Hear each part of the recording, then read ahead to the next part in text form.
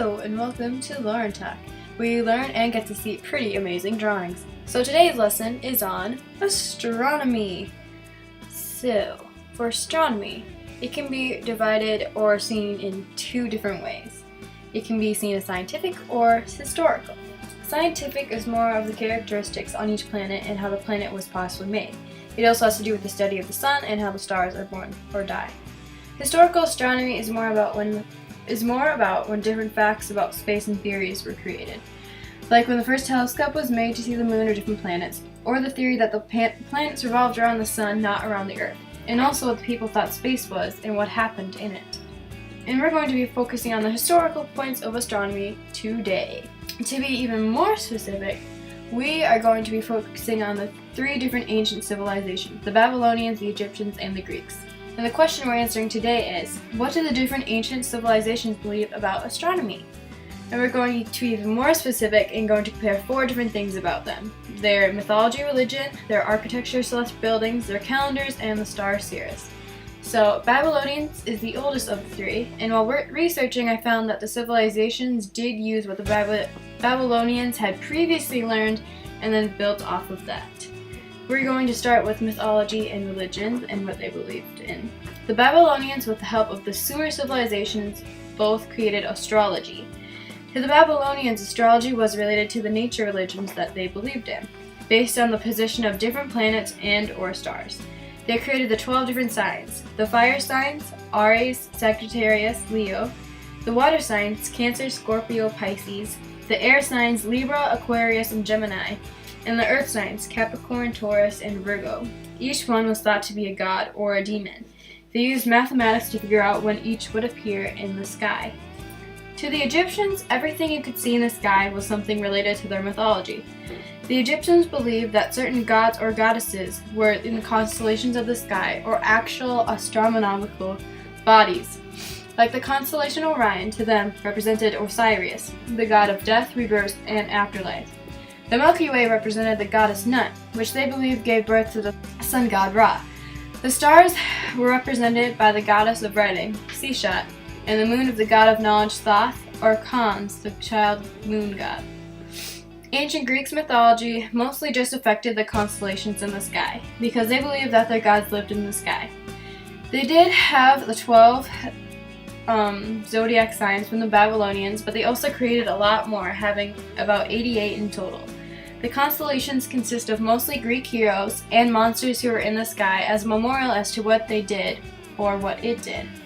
For example, Pegasus, or the Andromeda, or Hercules, and Medusa. For any questions they had, the answer was in the sky. Now, as to how it affected how they lived, the Babylonians built a building called a ziggurat. It is believed to be used to see the sky and the phenomenons in the sky, but other than that, they lived the way they needed to survive. The Egyptians were a complete 180 compared to the Babylonians. For instance, some temples were constructed to align with a star that either rose or set at harvest or planting time. Others were oriented towards the solstices or equinoxes. In 4000 BC, temples were built so the sunlight entered the room at only one precise time of the year. And the most famous known thing is that the stars on the belt of Orion aligns with the 3 pyramids on the Giza Plateau. For the Greeks, the answer is a little more unknown. We do know that they did build astronomical observatories to observe the sky, but beyond that, it was a lot of guessing. Some think that the temples are designed so they'd have the sunrise or sunset on a specific building during specific times, like the Egyptians, but it is debated and not known for sure. All 3 of these ancient civilizations did have one thing I found in common. They all wanted to create a calendar. They just had different ways of finding it. The Babylonian calendar was based off of the lunar phases, which has to do with the moon. It consisted of 12 lunar months, and the number of days was based off of the seasons. It stayed that way and worked until the 5th century when the Babylonians decided to change it. The Egyptians used the stars to create a calendar, also called the lunar, and to some lunisolar. They needed to create a calendar so they'd be able to know when the Nile would flood. It was very similar to today's calendar, 365 days, 12 months with 30 days in each month. There were many Greek astronomers that had very different ideas about the calendar. All the calendars used lunar cycles and/or solar events, typically like solstices and equinoxes, but also certain stars or constellations, to create the dates. These calendars also ran roughly from midsummer to midsummer, while days ran from sunrise to sunrise. But it was very different from the Babylonians and the Egyptians. There were 12 months with 29 days in each one, and a year had a total of 354 days in it. One thing I found while researching that popped up, like no matter what I would search, was the star called Sirius. So I decided to look into it, and I found this star helped all of the civilizations in some way.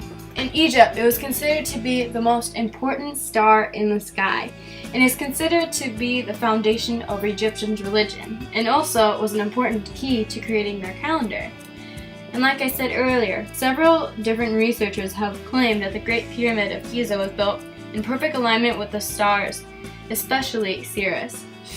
It gets its name from the Greek word Sirios, meaning glowing or scorcher.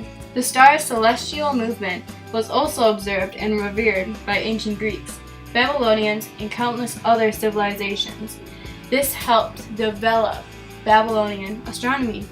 Sirius is called a dog star, and during the hot days of summer in July and August, that is where the dog days of summer come from, because that's when you can see it the most. Well, kiddos, that's all I have to teach about astronomy for today. Just know, there are so many other facts and categories that you could research about astronomy. You just have to look for it. Until next time, this has been your latest episode of Lauren Talk, Astronomy.